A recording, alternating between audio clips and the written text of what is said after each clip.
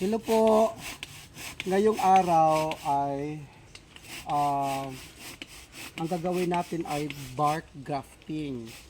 Oo. So, top gyapon siya, and then ang gagawin ay puputulin natin itong puyat na durian, and then syempre kasama natin ang mga propagator natin, si Sir Ernie, tapos ang kanyang mga kasamahan, and then ang gagawin natin dito is tatlo ang ilalagay natin: Musang King, Blackthorn, and Puwang Mani. So tatlo yung gagawin natin dito. Ayan. Ayan. So putol na siya. Yes, hop. Okay.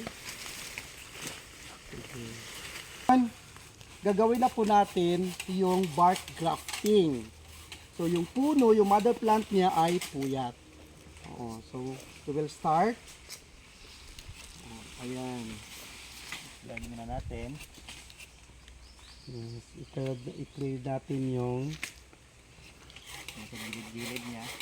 yes. And then, dalawang incision.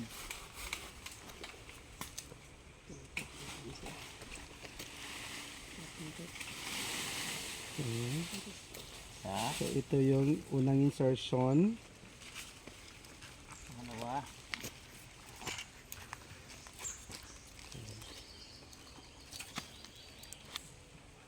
Dalawa. Tatlo. So dito, ang ilalagay po natin dito ay Musang King. Dito naman sa kabila ay Blackthorn. And then dito naman ay Puwang Mani. So tatlong variety. Isang puno, tatlong variety. Oo, sa isang puno, tatlong variety ng durian. So tatlong klase na durian ang ilalagay natin dito. Okay, insert na natin. Okay. Ayan. Oo. So ang una, Musang King. Musang King. Tapos ang pangalawa, Puwang Mani. Puwang Mani. Okay. And then pangatlo, Blackthorn. Blackthorn. Tip mo eh. Okay. Tip mo na eh. Tatlo.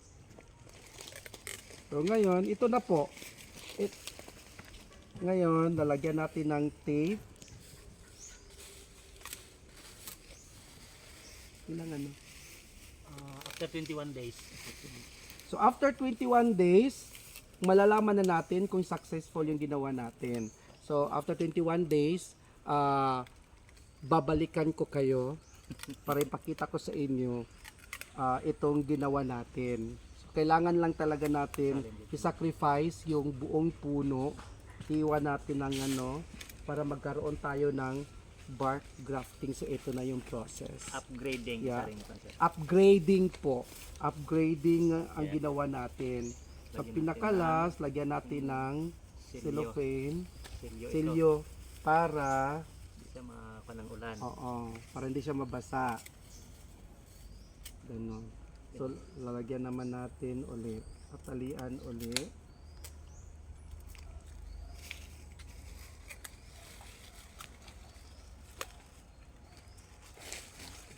See you after 21 days. So ito na po mga papuntayan.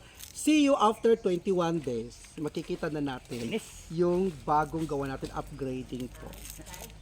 Ayan, maraming salamat, buyers!